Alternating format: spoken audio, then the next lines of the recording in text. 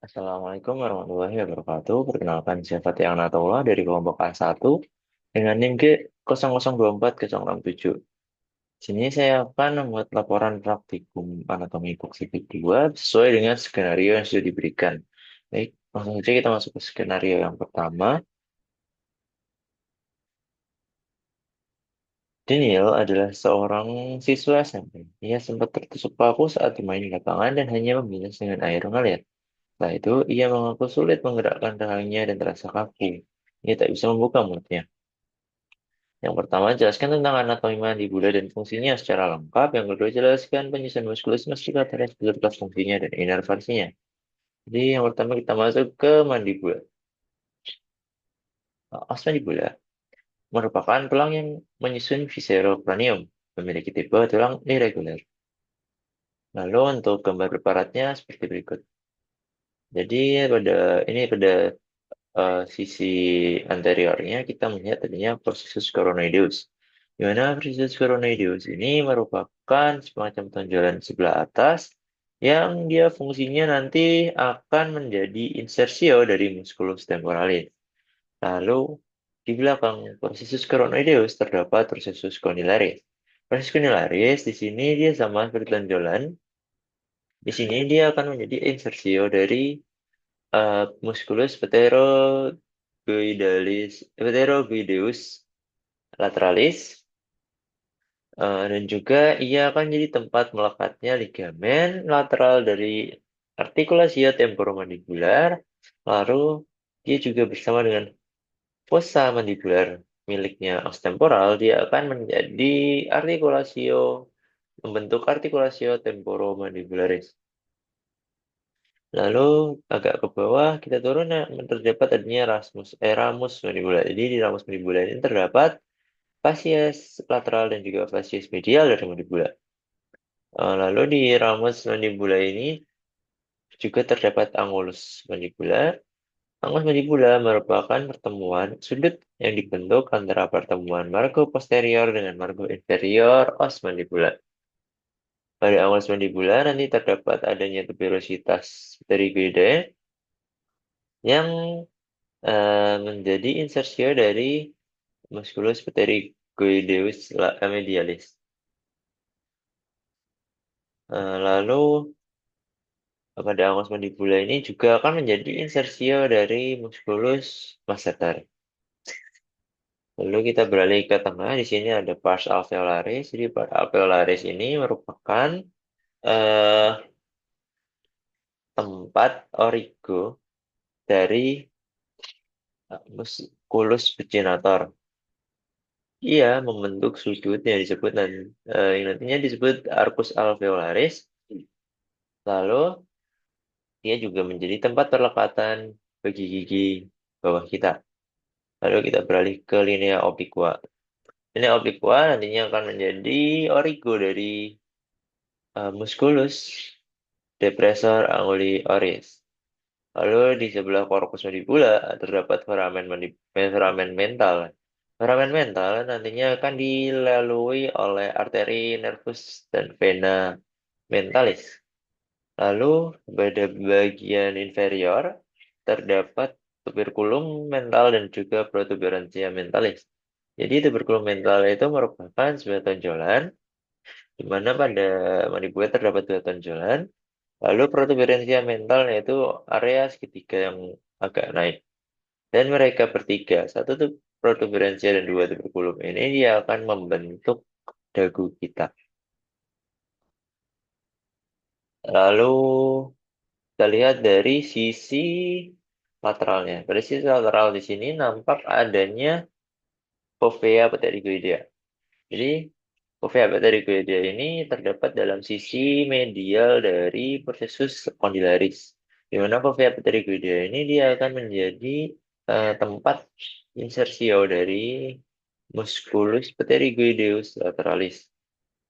Lalu di antara processus coronoideus dan juga processus condylaris di sini membentuk semacam cekungan yang disebut incisura mandibula. Lalu di sini dari sisi posterior agak bawah inferior posteriornya, di sini nampak adanya foramen mandibula. Foramen mandibula Koral mandibula, koral mandibula di sini dia akan dilalui oleh arteri vena dan nervus alveolaris inferior. Lalu di sebelah sini ada lingula mandibula. Dan lingula mandibula di sini akan menjadi tempat terlekatan ligamen sphenomandibular.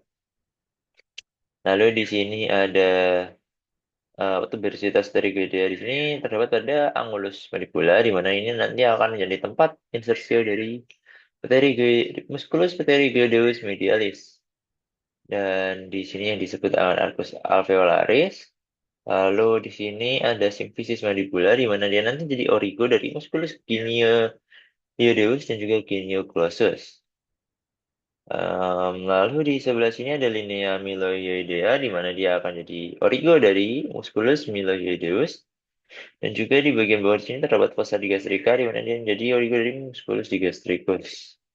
Lalu kita lanjut ke musculus musticatoris. Musculus musticatoris itu merupakan otot-otot yang bekerja ketika kita mengunyah makanan. Dia terdiri dari 4 otot. Ada musculus masseter, musculus temporalis, musculus pterygoideus lateralis, dan juga musculus pterygoideus medialis. Lalu kita lihat ke preparatnya. Ini merupakan preparat dari sisi posterior. Dimana bisa kita lihat dari lateral ke medialnya, dia bersusun dari masseter dulu di bagian lateral, kemudian di bagian atasnya itu ada musculus temporalis, lalu kita masuk ada musculus pterygoideus lateralis, lalu kemudian ada musculus pterygoideus medialis. Di sini kita lihat yang nampak jelas terlebih dahulu ada pterygoideus lateral dan juga medial. Terus dari yang lateral. Musculus pterygoideus lateralis dia memiliki origo di lamina lateralis dari processus pterygoidalis miliknya osphenoid. Dia berinsersio pada fovea pterygoidea di os mandibular. Lalu fungsinya dia akan bekerja ketika pergerakan lateral dan juga protraksi dari mandibula. Protraksi mandibula itu merupakan pergerakan di mana tulang mandibula itu dimajukan. Lalu pada pterygoideus medialis, dia memiliki origo di sisi medial dari processus pterygoidalis osphenoid dan memiliki insersio di permukaan medial ramus dan di tuberositas uh, pterygoidea. Lalu fungsinya dia untuk pergerakan lateral dan juga protraksi sama, tapi dia juga berfungsi saat sebagai asistor saat elevasi. Oh iya, dan kedua muskulus ini, baik yang lateral maupun yang medial, keduanya diinervasi oleh nervus mandibularis. Nervus mandibularis merupakan cabang ketiga dari nervus trigeminus. Ini untuk pergerakannya.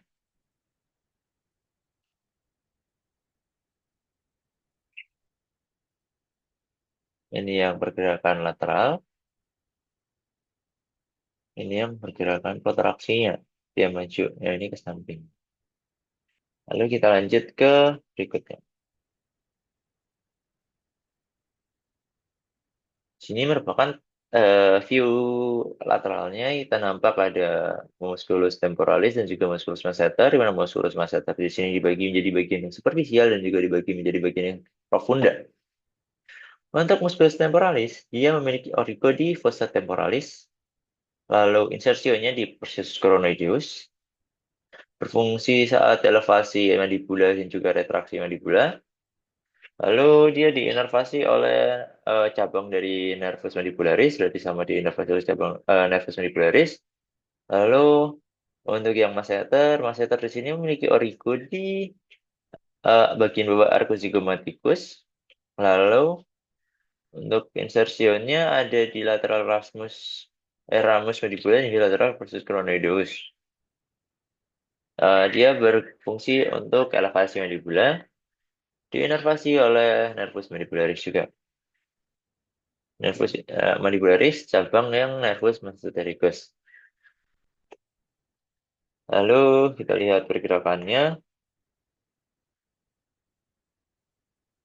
Ini yang sebelah kiri ini merupakan saat retraksi, jadi saat memundurkan mandibula. Lalu yang sebelah kanan ini ketika elevasi dari mandibula. Ya, oke. Dia baru bekerja saat mengangkat mandibulanya. Lalu kita masuk ke skenario yang kedua. Eh, Seorang merasa lemas pada tangan, tepatnya di gigi 1 sampai 3 tidak dapat berkontraksi saat jari digerakkan untuk menggenggam. Jelaskan inervasi pada muskulus di regio antebrachii dan manus. Jelaskan anatomi pada muskulus regio antebrachium beserta kinesiologinya. Kita masuk ke inervasinya. Jadi pada regio anterbrakii dan manus, mereka diinervasi oleh tiga saraf utama yaitu nervus radialis, nervus medianus, dan juga nervus ulnaris. Di mana nervus radialis di sini dia akan bercabang menjadi ramus yang superficial dan juga yang profundus. Lalu yang profundus akan bercabang lagi menjadi nervus cutaneus antebrakii posterior. Lalu ke yang radialisnya di sini dia mulai bergerak ke sisi dorsal. Lalu kita lihat yang dari medianus. Medianus di sini bercabang menjadi nervus interosseus anterbrakii anterior. Kemudian lanjut lagi semakin distal, dia bercabang lagi dan bertemu dengan cabang dari nervus ulnaris membentuk ramus communicans cum nervo ulnari.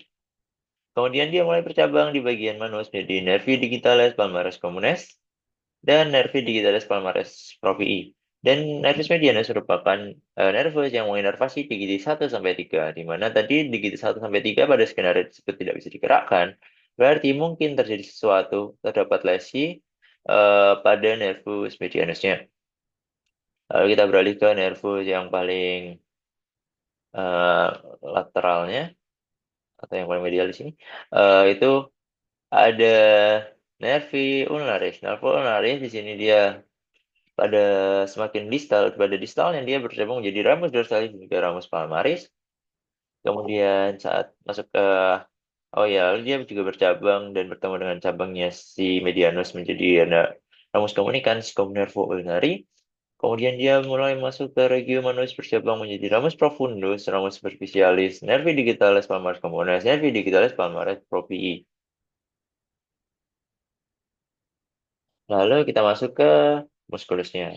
Ini merupakan muskulus yang kita lihat dari ventral di sebelah kiri dan juga dorsal di sebelah kanan. Lalu dua gambar paling kiri ini merupakan lapisan superficialnya dan dua gambar kanannya ini merupakan lapisan profundanya. Pada lapisan superficial kita mendapati adanya muskulus pronator teres yang berfungsi untuk pronasi. Lalu ada musculus flexor carpi radialis yang berfungsi untuk fleksi karpal yang berada di dekat os radialis. Lalu ada musculus palmaris longus dan juga ada musculus flexor carpi ulnaris yang berfungsi untuk fleksi karpal yang berada di dekat ulna. Eh, tiga tiga otot kecuali si flexor carpi ulnaris dia diinervasi oleh nervus medianus, sedangkan si carpi ulnaris ini diinervasi oleh nervus ulnaris. Lalu ada juga musculus flexor digitorum superficialis. Dia diinervasi oleh nervus medianus dan berfungsi untuk fleksi digiti kita. Lalu beralih ke sisi lapisan profundanya, ada musculus flexor pollicis longus, di mana dia berfungsi untuk fleksi pollux dan dia diinervasi oleh nervus interosseus. Lalu pada musculus flexor digitorum profunda, dia berfungsi untuk fleksi. Dia cuma bedanya lapisan profunda dari kalau yang tadi lapisan superficial, dia diinervasi oleh nervus ulnaris. Lalu di sini ada pronator quadratus, dia diinervasi oleh nervus interosseus. Lalu kita beralih ke disi dorsalnya. Disi dorsal bagian superficial dia terdapat adanya musculus brachioradialis, extensor carpi radialis longus dan juga extensor carpi radialis brevis. Dimana extensor carpi ini merupakan musculus yang berfungsi saat ekstensi karpal. Berfungsi untuk mengekstensikan karpal. Dia ada dua kaput, ada yang longus, ada yang brevis. Dan ketiganya ini diinervasi oleh nervus radialis. Lalu kita beralih ke sini ada musculus extensor digitorum, extensor digiti minimi, dan extensor carpi ulnaris. Untuk yang di extensor digitron berarti dia berfungsi untuk ekstensi DGT. Lalu yang DGT minimi berarti ekstensi linking atau ekstensi DGT minimi. Lalu ada ekstensi karpal yang berada pada dekat ulna. Ini mereka ketiganya juga diinervasi oleh nervus radialis. Lalu pada yang profunda terdapat extensor pollicis longus, abductor pollicis longus. Dia ini otot-otot yang pertama fungsi untuk ekstensi pollux dan juga abduksi pollux. Lalu ada extensor indicis dan juga extensor pollicis brevis. Ini mereka diinervasi oleh nervus radialis juga. Lalu di bagian distal, di bagian proksimalnya ada musculus supinator. Dia berfungsi untuk supinasi dan diinervasi oleh nervus radialis. Ini yang di sini juga radialis semua ya. Empat otot ini. Lalu kita berpindah ke regiomanus. Di regiomanus di sini terdapat musculus opponens pollicis dan juga musculus adductor pollicis.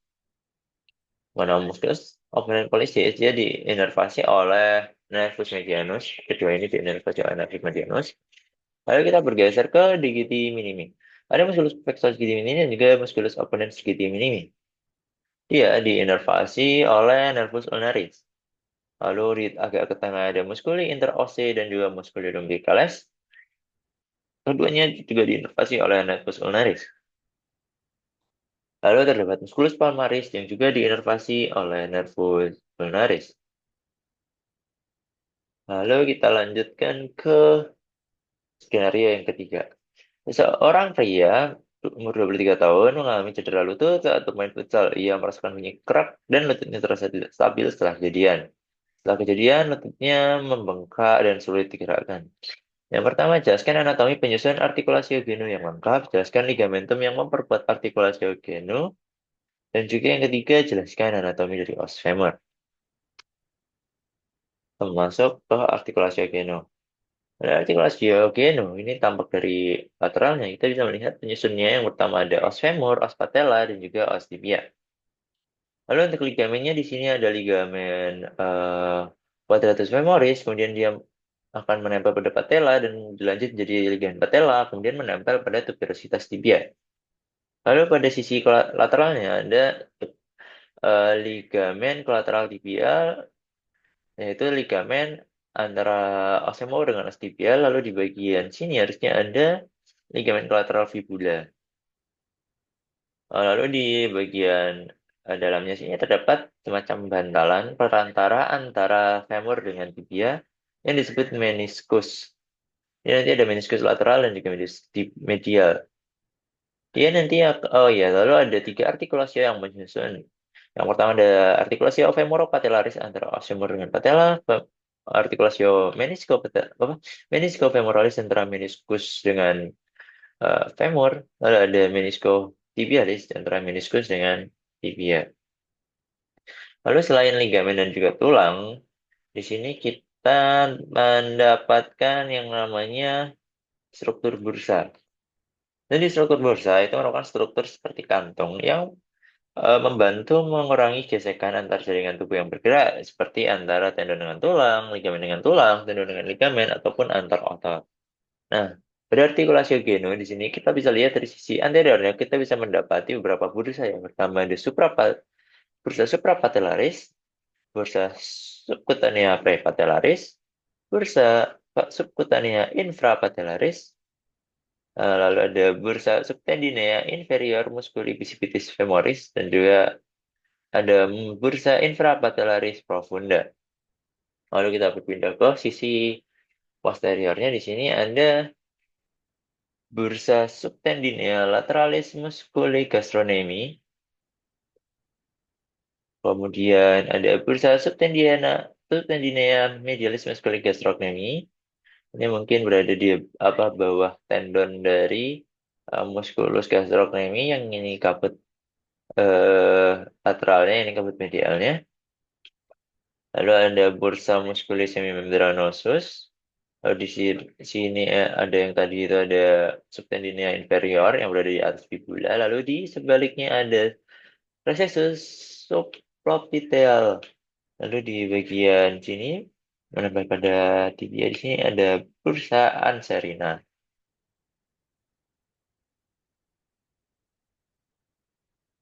Ini merupakan ligamen-ligamen yang menyusun jika kita lihat dari sisi anteriornya.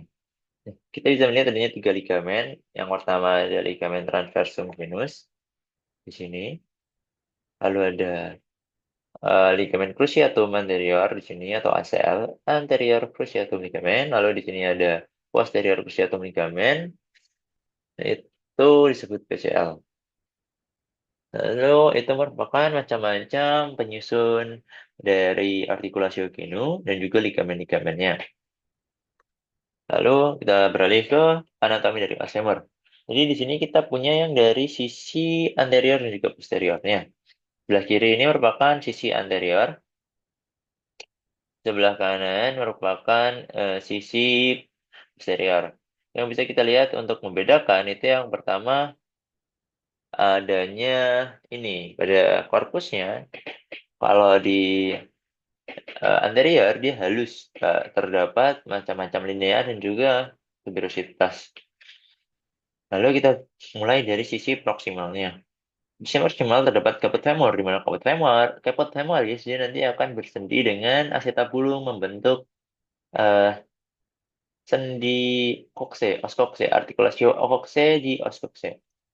Eh, dia akan bersendi dengan acetabulum di oskokse membentuk artikulasio kokse.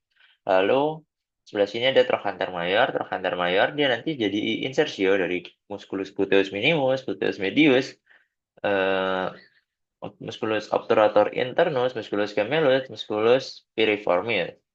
Kalau ada trochanter mayor, berarti ada trochanter minor. Ada trochanter minor, dia menjadi insersio dari musculus psoas mayor.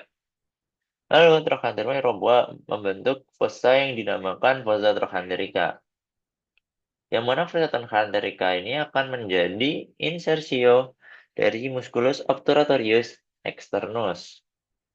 Lalu kita beralih ke bagian distalnya. Di sini terdapat adanya tuberculum adductorium, di mana tuberculum adductorium akan menjadi eh, insersio dari musculus adductor magnus. Kemudian di sebelah sini ada epicondylus, yang dia merupakan sisi paling luar dari condylus, ini yang lateral dan juga ada yang medial. Pada yang lateral, dia akan menjadi origo dari musculus popliteus, dan juga gastrocnemius, juga dia akan menjadi perlekatan ligamen kolateral fibula. Lalu di medialnya dia menjadi perlekatan ligamen kolateral tibia. Lalu eh, pada bagian distal yang di tengahnya terdapat fascia patellaris, di mana fascia patellaris di sini dia akan bersendi dengan os patella, membentuk articulatio femoropatellaris. Lalu kita beralih ke sisi posteriornya. Di sisi posteriornya, di sini pada bagian proksimal, kita melihat sama ada kaput, trochanter mayor. Lalu yang di sini ada crista intertrochanterica, di mana crista intertrochanterica ini dia akan menjadi insersio dari musculus quadratus femoris. Lalu pada sebelah sini ada linea yang disebut linea pectinea. Linea pectinea dia bakal menjadi insersio dari musculus pectineus. Lalu di sini ada tuberositas glutea, di mana dia akan jadi insersio dari musculus gluteus maximus dan adductor magnus. Lalu di sebelah sini ada yang disebut linea aspera, di mana linea aspera ini sebenarnya terdiri dari dua, ada yang lateral dan juga ada yang medial. Linea pectinea, linea aspera menjadi origo dari vastus medialis dan lateralis, lalu dia menjadi musculus dari bicep femoris yang caput brevis. Kalau dia dilanjut ke bawah menjadi linea supracondylaris lateral dan juga linea supracondylaris medial. Lateral apabila dia berada di atas condylus lateral, medial apabila dia berada di atas condylus medial. Lalu semakin distal kita akan melihat yang namanya fascia poplitea, di mana fascia poplitea ini dia akan jadi origo dari musculus gastrocnemius yang kaput medial. Lalu ini ada condylus, ada yang medial dan lateral. Di sini dia akan bersendi dengan meniskus, eh, yang medial dan yang medial, yang lateral dan yang lateral, membentuk artikulasio menisko femoralis. Jadi sekian laporan dari saya, atau sekian video dari saya. Terima kasih. Wassalamualaikum warahmatullahi wabarakatuh.